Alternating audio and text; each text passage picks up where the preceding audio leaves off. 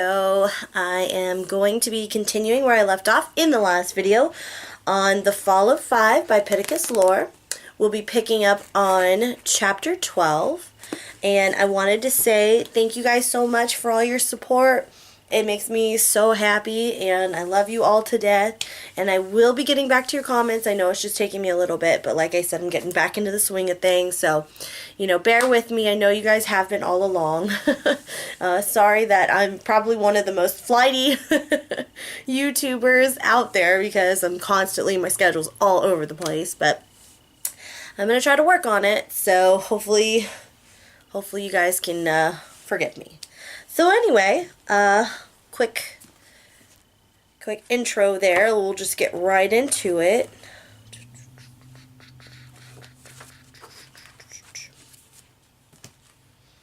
Okay. The Fall of Five by Pittacus Lore, Chapter 12. Night has fallen by the time we cross the Arkansas state line. Luckily, we know exactly where we're going. The billboard started popping up about 20 miles back, the huge and hairy face of the Boggy Creek Monster inviting us to visit folks' one and only Monster Mart. We're close now, and the tree-lined highway is pretty desolate, so I break my own rule and start really gunning it. Sarah peers out her window, craning her neck at one of the faded Monster Mart signs. "Just a couple more miles," she says quietly. "Are you ready?" I ask, sensing some apprehension in her voice. "I hope so," she says. I pull the car over just before the exit for folk. This isn't exactly a thriving tourist destination, more like the kind of dinky small town thing that bored traveling families will stop off at to snap a few pictures and get a bathroom break. "Probably a good idea to go on foot from here," I say, glancing at Six. "We'll want to be invisible." Six nods. "Agreed." We pile out of the car and into the dark woods that separate the highway from the town. Bernie Kosar briefly stretches his legs before taking on the form of a sparrow. He lands on my shoulder, awaiting instructions. "Scout ahead, BK," I say. "See what's up there."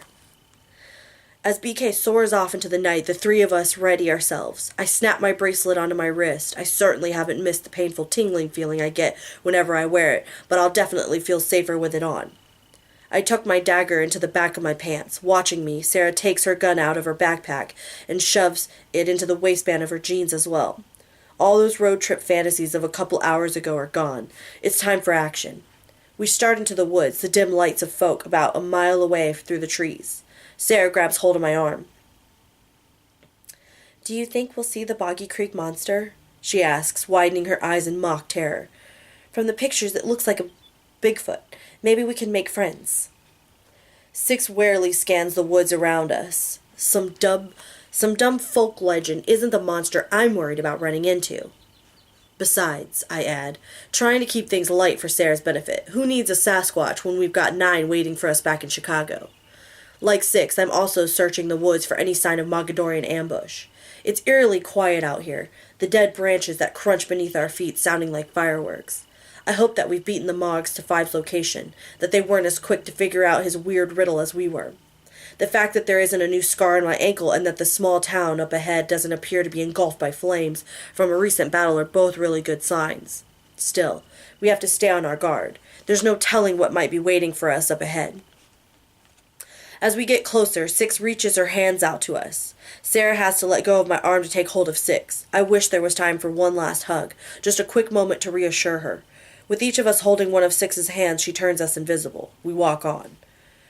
We're deep in the woods, the highway far behind us, when I notice BK gliding in circles through the trees. "Down here," I call out to him.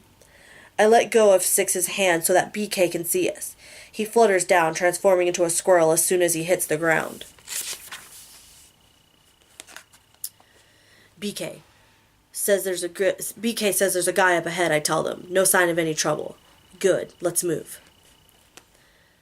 I take Six's hand and we pick up the pace, soon emerging from the woods and into the small town of folk. It really isn't much more than just a pit stop. The road that connects to the highway exit continues on to the east. I see a few small houses in that direction, and what I assume is the town proper. Where we are is pretty much the beginning of the town, right where travelers would pull off from the road. There's a 2-pump gas station next to us and a post office across the street. All the windows are dark, everything closed and locked up for the night. And then there's the Monster Mart. The billboards on the way into town really oversold it. The Monster Mart is really just a convenience store with Boggy Creek Monster t-shirts and hats on sale in the window. The main attraction is the 12-foot wooden statue of the Boggy Creek Monster, a hairy beast that looks like it's part man, part bear, and part gorilla. Even at this distance, I can see the statue is pretty much covered in bird poop.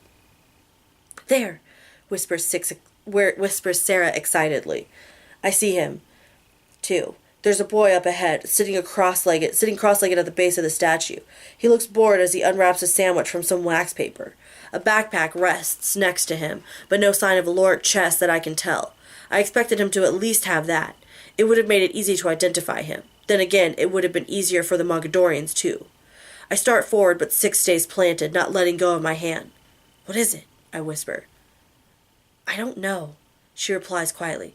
"He's just out here all alone. It all seems too easy, like a trap." "Maybe," I say, looking around again doubtfully. There are no signs of life except for us and the boy at the statue. If the Mogadorians are lying in wait, they're really doing a good job hiding. "Maybe he got lucky," Sarah whispers. "I mean, he has managed to stay hidden longer than the rest of you." How do you know he is who he says he is?" Six continues. "Only one way to find out," I say. I let go of Six's hand and start across the street. I don't try to conceal my approach. He notices me almost as soon as I step away from Six and into the yellow glow of the street lights. He drops his sandwich and hops quickly to his feet, reaching both hands into his pockets. For a moment I think he's about to pull some kind of weapon on me, and I feel my lumen start to warm up in anticipation. Instead, he pulls 2 small balls from his pockets, one of them a rubber bouncy ball and the other a steel ball bearing. He rolls them deftly across his knuckles, watching anxiously as I approach. It's like some kind of nervous tic. I stop a few yards away from him. Hey, he replies.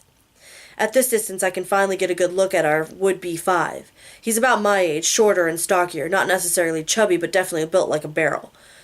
His hair is brown and short, a military buzz cut style. He's wearing one of those goofy Boggy Creek Monster t-shirts and a pair of baggy jeans. "Are you waiting for me?" I ask, not wanting to just come out and ask if he's Lorik. He could be some weird country kid eating a sandwich at night all by himself, I guess. "I don't know," he replies. "Let me see your leg." I hesitate for a moment, then reach down and lift up the leg of my pants. He breathes a sigh of relief as he looks over my scars. Then he lifts up his jeans and shows me his matching set. Through some deft sleight of hand, the 2 balls disappear back into his pocket, and then 5 strides forward, his now empty hand extended. "I'm 5, he says. 4, I reply. "My friends call me John." "A human name," he says. "Man, I've had too many of those to even remember." We shake hands. His grip is like a vice. He's so excited. For a moment, I'm worried he won't let go. I clear my throat and try to discreetly tug my hand away. "Sorry," he says, dropping my hand awkwardly. "I'm just psyched. I've waited so long for this. I wasn't sure anyone would see my message. It's not easy making a crop circle, you know? I didn't want to do it again." "Yeah, that wasn't such a good idea," I say. I start looking around again, still worried that Mogadorians are going to appear at any moment. Crickets chirp nearby, and beyond that I hear the sound of engines from the highway. Nothing to get nervous about, but I still can't shake the feeling of being exposed. "Not a good idea," 5 says excitedly. "But you found me! It worked! Did I do something wrong?" 5 seems so eager to please, like he's just waiting for me to congratulate him on his crop-burning stunt. It's as if he never considered it could attract unwanted attention, which strikes me as naive. Maybe I'm judging him too harshly, but he seems soft to me, sheltered. Or maybe I've spent too much time around hard cases or like 6 and 9. "Don't worry about it," I tell him. "It's fine. We should get going." "Oh," he mutters, his face falling. He looks away from me, scanning the area. "Is it just you? I hoped maybe you'd gotten together with some of the others."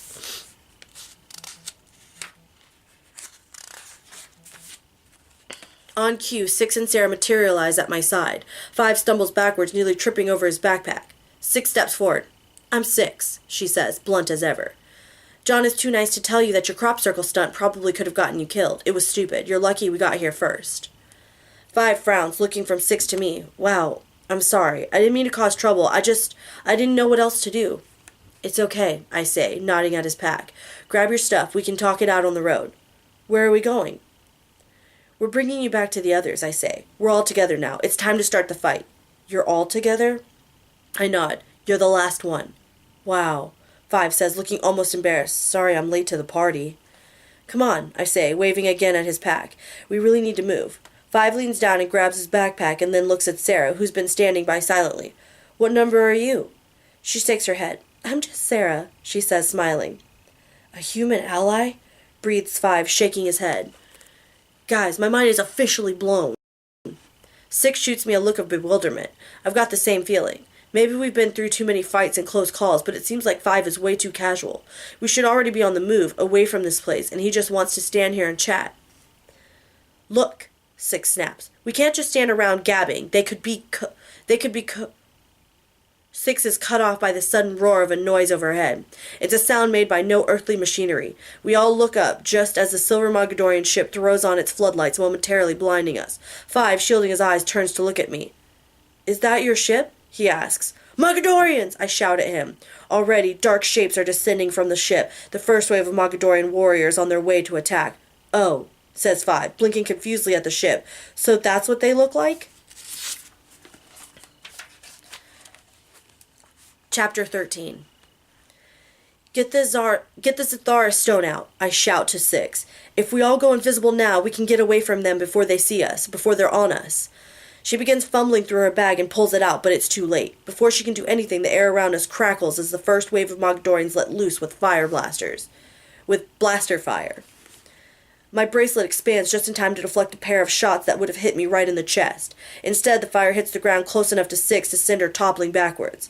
As she's falling, she tosses Five the Zathara stone, but he just stares at it, clearly unsure of what it is. There's no time to school him. Beyond the first group of Mogs, I can see more of them zipping down on ropes from the belly of their ship. We're going to be outnumbered in a bad way soon. Sarah has already dived behind a nearby parked car. On her side in the dirt, she squeezes off shots with her pistol. I watch the first two kick up dirt at the feet of the nearest Mogadorian, and then the third nails him right in the sternum. The Mog disintegrates, and Sarah takes an aim on another. Six went invisible as soon as she hit the dirt. I'm not sure where she is now, but storm clouds are suddenly roiling overhead on what moments ago was a calm and clear night. She's definitely getting ready to strike. Five is next to me, rooted in place, still staring at the rock in his hand. My shield is taking a lot of blaster fire now. Five would probably have already been gunned down if he wasn't right next to me. What are you doing? I scream at him, roughly grabbing his arm. We have to move! Five's eyes are wide and unresponsive. He lets me pull him backwards. I toss him to the ground behind the statue of the Boggy Creek monster. The wooden statue quickly explodes into 1,000 charred pieces. But the concrete base holds off the rest of the blaster fire for now.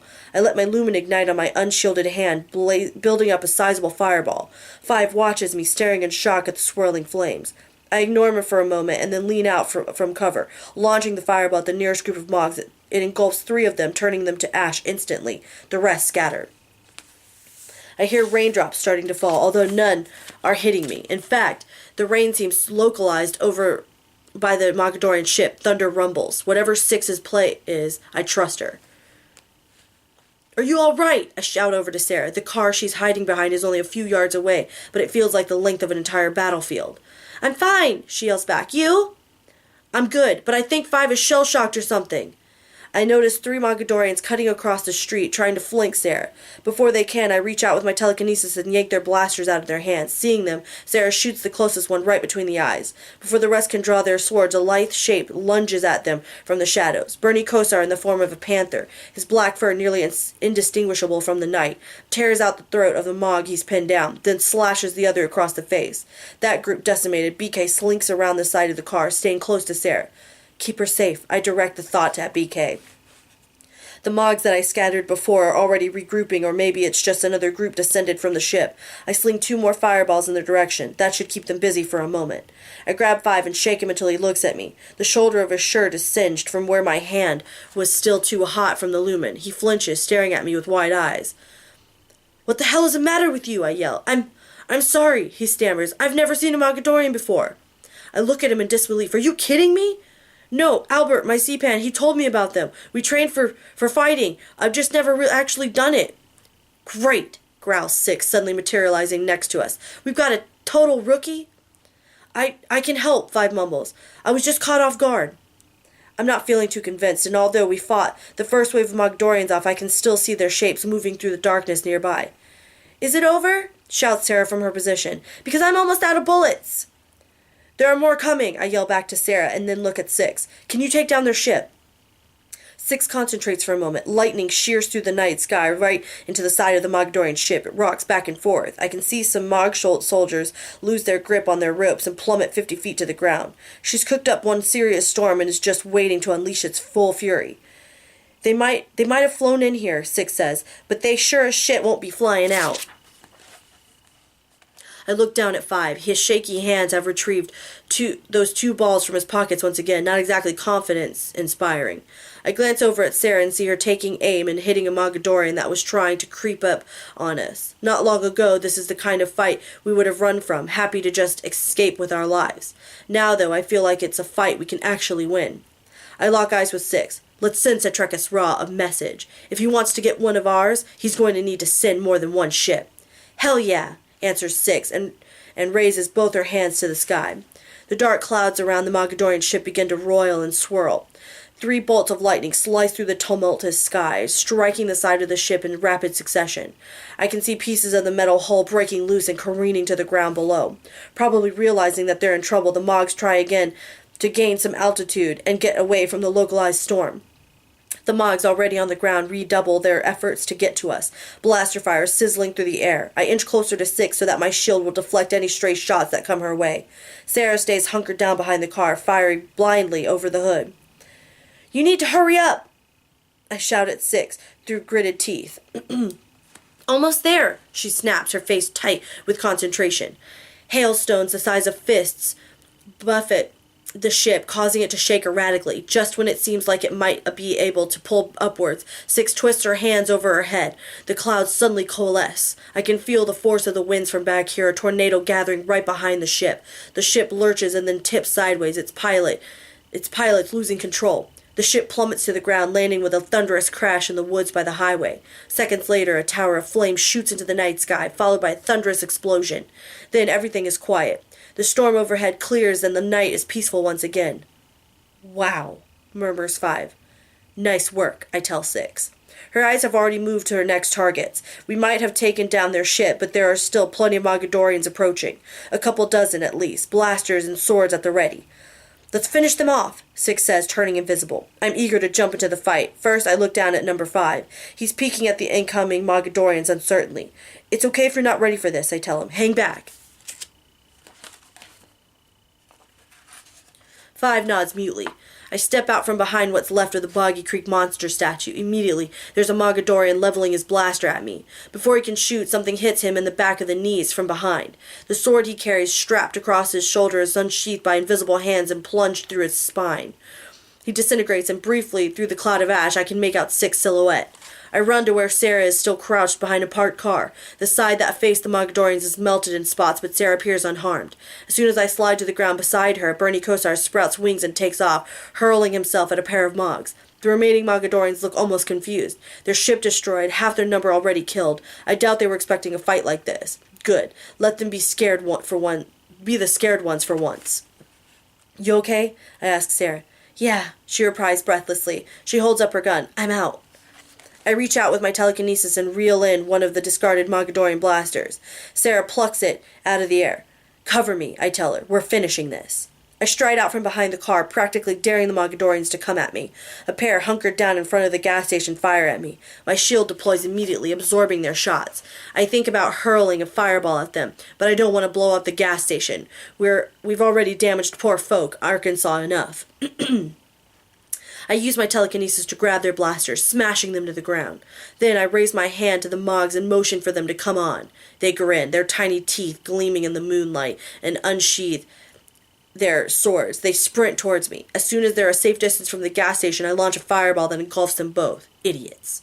Another group of Mogs has regrouped enough to make a focused assault.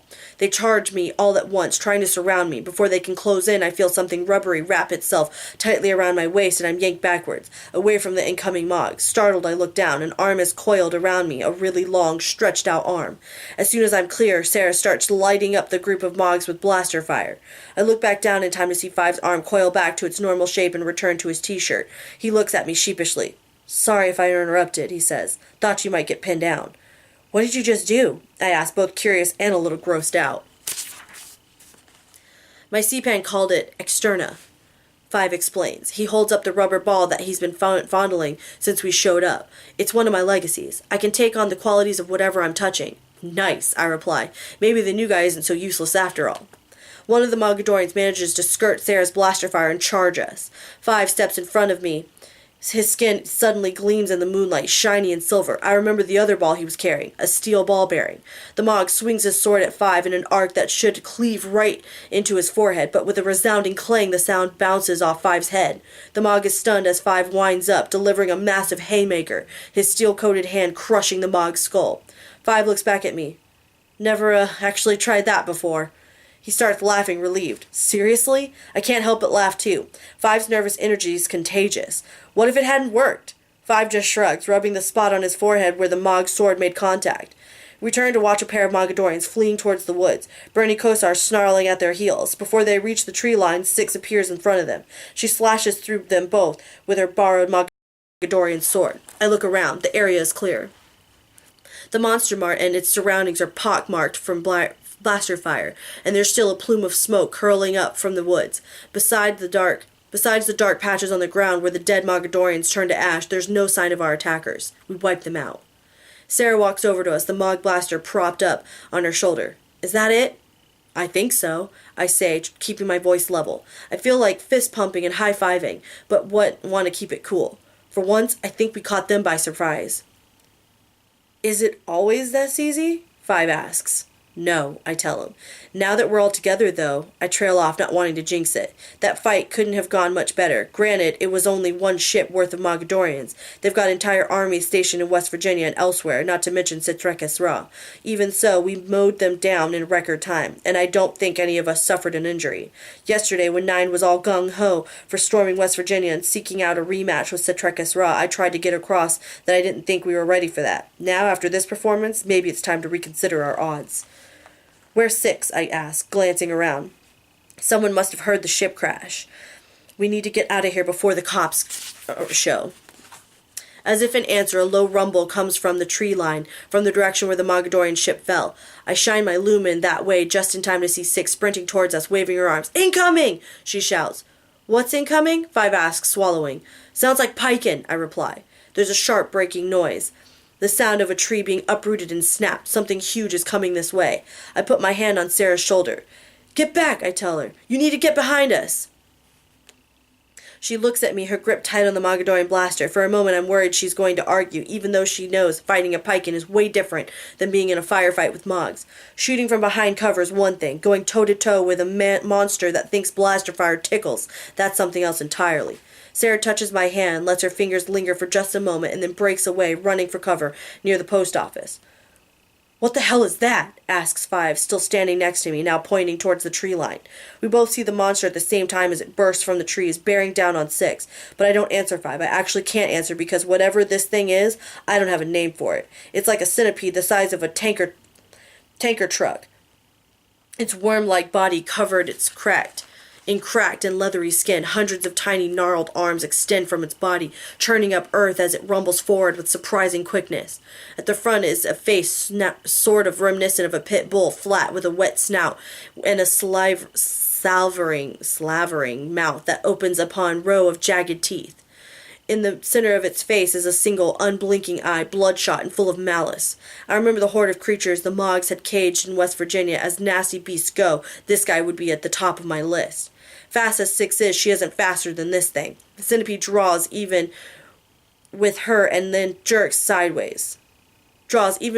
draws even with her, and then jerks sideways. Its back half, the tail, pivots upward, the bulk of it towering over Six for a moment before crashing down. Six throws herself to the side just in time to avoid being crushed. Chunks of ground spray out from where the tail landed and made a huge indentation in the ground. Six is quickly back on her feet, driving her sword into the centipede's body. It hardly seems to notice, its twisting body recoiling with enough speed to jerk the sword out of Six's hands. "How are we supposed to kill that thing?" Five asks, taking a step back. My mind races for an answer. What advantages do we have over this one-eyed worm thing? It's fast but bulky and confined to the ground. "You can fly, right?" I ask Five. "How do you know that?" he asks, his eyes locked on the beast. "Yeah, I can." "Pick me up," I tell him. "We need to stay above this thing." As the centipede rounds on Six again, I see Bernie Kosar leap onto its back. He's back in panther form, digging his claws deep and through the monster's hide. With an annoyed squeal, the centipede rolls through the dirt, forcing BK to jump off or be crushed beneath its bulk. The distraction is enough for Six to create some distance between her and the beast. She turns invisible. "It'll be easier if you're on my back," Five says, kneeling down in front of me. I'd feel goofy hopping on Five's back piggyback style if it wasn't a life or death situation. As soon as I'm on, Five shoots into the air. It isn't like the shaky levitation we can all manage using our telekinesis. He's fast, precise, in control. Five gets us about 30 feet in the air, right above the centipede. I start bombarding the creature with fireballs, tossing them down as fast as I can generate them. Charred sores open up on its back, a horrible stink rising up in the air. "Disgusting," mutters Five. The centipede roars in pain, coiling in on itself. Its huge eye sweeps frantically across the battlefield. Its tiny brain can't really register where the pain is coming from. I keep up the assault, hoping I can kill this thing from above before it even knows what's happening. My next fireball flies wide of the beast as Five dips suddenly towards the ground. Jostled, I grab onto the back of his shirt until he's flying straight again. His shirt is soaked through with sweat. "You all right?" I ask, shouting to be heard over the rushing wind and the howling centipede. "Not easy carrying around a flamethrower," he yells back, trying to joke, but his voice sounds strained. "Just another minute. Hang in there." The centipede's eye rolls back in its head and up, spotting us. It roars again, this time almost gleefully, and then its body lances upwards, all its tiny arms grasping at the air. Its hideous face shoots towards us, teeth gnashing. Five screams and we zip backwards in the air, the beast swallowing empty space where we used to be. The sudden change in direction throws me off Five's back, my hand clutching a ripped piece of his t-shirt. I'm falling. I'm able to push against the ground enough with my telekinesis to somewhat cushion my landing. If not for that, I probably would have broken a leg hitting the ground. Still, the wind is knocked out of me, and to make matters worse, I hit the ground right in front of the beast. Distantly, I can hear Six and Sarah shouting at me to run. It's too late for that. The centipede is just 40 yards away, rumbling towards me. Its mouth is wide open, a foul stench emanating from the darkness of its gullet. I brace myself and ignite my lumen all over my body. If this thing wants to make a meal out of me, I'm going to make sure I burn going down. As long as I can jump past those rows of teeth, I can probably burn my way right through the thing. Getting swallowed by the Mogadorian centipede isn't my best plan, admittedly, but in the seconds I have before it's right on top of me, it's the best I can come up with. As it gets closer, I see a red dot reflected in the centipede's eye, like the beam from a laser pointer. Where is that coming from? A single gunshot explodes from somewhere behind me. The monster's eye explodes. It's just a few yards from me, and I'm splashed with foul-smelling eye goop. It shrieks and rears up, forgetting all about me. I use the opportunity to backpedal, lobbing fireballs at the creature's underbelly as I go. The beast starts convulsing, its tail thrashing with enough force to make the ground under my feet shake. After one last massive spasm, the centipede collapses into the dirt and begins to slowly disintegrate. Five lands next to me, both of his hands on top of his head. "Dude, I'm so sorry I dropped you." "Don't worry about it," I replied distractedly, pushing him aside and spinning towards the monster mart. No one with us was packing a sniper rifle. Where did that shot come from? Six and Sarah rush towards a tall, middle-aged man with a beard as he climbs down from the top of a beat-up old car. He's holding a rifle with a laser scope. At first I think maybe he's just a good Samaritan who wouldn't shoot a giant worm creature if it was rampaging through their neighborhood. Then again, there's something about him that seems really familiar. And then I notice someone else standing next to the car. He's helping the older man down from his sniper's position. When Six gets near, she almost tackles him with a hug. My jaw drops and I immediately break into a run. It's Sam. Chapter 14. Six hugs me so hard that I almost fall over. Her arms are wrapped around my neck and my hands are splayed across her back. The back of her shirt is sweaty from the battle the guard just fought, but I don't mind it at all. I'm more focused on the way her blonde hair brushes gently across my cheek. Those daydreams that I occupied myself with back when I was being held prisoner, a lot of them featured a scene just like this one. Sam, Six whispers, stunned, holding me onto me like I might disappear. You're here. I squeeze her tighter in response. We hold on to each other for longer than is probably appropriate with everyone else around. Next to me, I hear my dad clear his throat. Hey, Six, why don't you let someone else have a turn? Oh, hey, Six, why don't you let someone else have a turn? It's Sarah, sidling up next to us. Six lets me go, suddenly looking sheepish. I'm not sure I can remember seeing her tough exterior crack that much. I feel a blush creeping up my own cheeks. I'm glad it's dark out here. Hi, Sam, Sarah says, hugging me too. Hey, I reply. Fancy meeting you here. It's a long way from paradise. No kidding, Sarah replies. Over Sarah's shoulder, I watch John jog over to us. He's joined by a stocky brown-haired guy, who I assume is the number 5 who posted the message online. It's what brought Dad and me to Arkansas, his internet scanning program having picked up the news story. We drove nonstop from Texas to make it here in time for the end of the battle. While 5 lingers in the back of the group, looking nervous to be meeting so many new people, John strides right towards me. A grin splits my face. It's more than just being united with my best friend. It's the feeling that we're going to be part of something great together. We're going to save the world.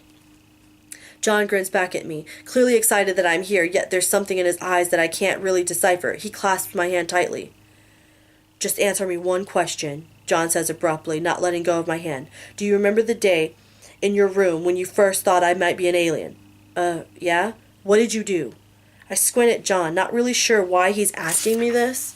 I glance back at my dad, who's watching this exchange curiously, waiting for me to introduce him to the Lorik. I pulled a gun on you? Is that what you mean? Oh, Samuel. My dad mutters reproachfully, but John grins at my response. Immediately, he pulls me into a hug. Sorry about that, Sam. I just had to make sure you weren't Cetrekis Ra in disguise, John explains. You have no idea how good it is to see you. Same here, I reply. I really missed having to fight giant worm creatures. John chuckles, taking a step back from me. 5 tentatively raises his hand, stepping forward. I'm lost. Cetrekis Ra can shapeshift? That's news to me, too. I find myself subconsciously touching the burns on my wrists. I know firsthand the kind of evil Cetrekis Ra is capable of. How do you know that? Did you go up against him? John nods solemnly, glancing in 5's direction. Yeah, I'd call it a draw. I'll bring you both up to speed, but first... John's gaze moves to my dad. Sam, is this who I think it is? My smile grows again. It feels like I've been waiting years to introduce my friends to my dad. Guys, I say, pride in my voice, this is my father, Malcolm. I can confirm that he's definitely not Cetrekis Ra either, if you're worried about that.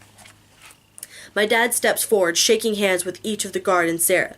Thanks for your help out there, John says, motioning to my dad's rifle. Glad you brought some hardware. Look like you had it under control, my dad tells John. I just wanted to shoot something Mogadorian for a very long time. Under control? Chuckles Six, shaking her head. Looked to me like you were about to get swallowed, John. So it wasn't my best plan, John shrugs, smiling. Sarah pats him on the back encouragingly. 5 is studying my dad and me. You're not Lorik, he says matter-of-factly, like he's just put it together. I thought for sure you must be a Sea-Pan, being so old and all. My dad chuckles. Sorry to disappoint. Just an old human hoping to help. 5 turns to look at John, nodding. You've got a real army here. 6 and I exchange a look. I'm not really sure if this new guy is being sarcastic or if he's really just kind of dense. Judging by her face, 6 isn't sure either. There's the 6 of us here, and 4 waiting for us back in Chicago, John says patiently. I don't think 10 people really qualifies us for Army status, but thanks.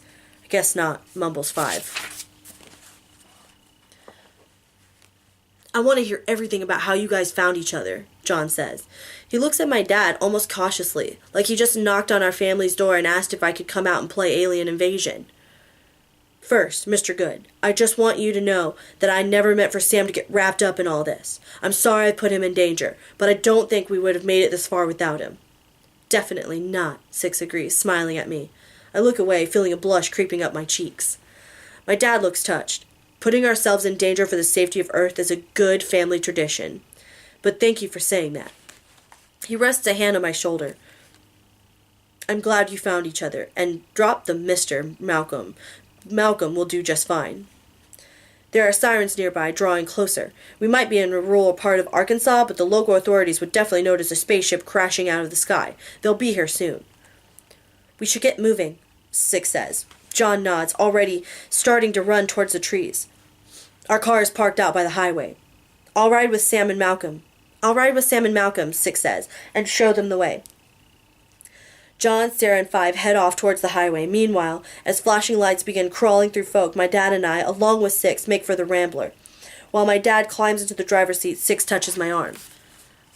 I'm sorry if I, embarrassed you before with that hug, in front of your dad and all. I hope that wasn't weird. No way, I say hurriedly, wanting Six to know that hug was about the best thing that's happened to me in a long time. That was really nice. Don't get used to me being all emotional, Six says, giving me a look. I think she's teasing me. You showing up just caught me off guard. So you're saying I'd have to disappear again to get another hug? Exactly, Six replies, and then starts to get into the back seat. She hesitates, thinking something over for a moment, and then suddenly hugs me again. Okay, one more. I hold Six close as my dad starts the car. His face is lit up by the car's instrument panel, and even though he's pretending not to, I can tell he's watching us. If I had my way, I'd never let her go. We'd keep right on hugging until the local cops came to arrest us. Six breaks away from me, looking into my eyes. I try to keep my expression cool and collected, but that's probably not working.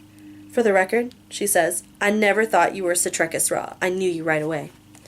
Thanks, I replied lamely, scrambling for something better to say, like how I missed her or how amazing it is to see her now. Before I can come up with anything, Six has gotten into the back seat. She's just buckling her seatbelt when Five clears his throat. He says, what was that stone thing you threw at me? We all turn to stare at him. The Zathara stone, you mean? Six says. Yeah, Five says. That, I kinda dropped it. Okay, so that was the end of chapter 14. We'll pick back up on chapter 15 in the next video. I hope you guys are still enjoying it. Let me know in the comments that I will be getting back to very soon. Today, tomorrow, next day, they should all be answered by then. Alright, thank you. That's it for now. Reading by Ree. Until next time. Bye.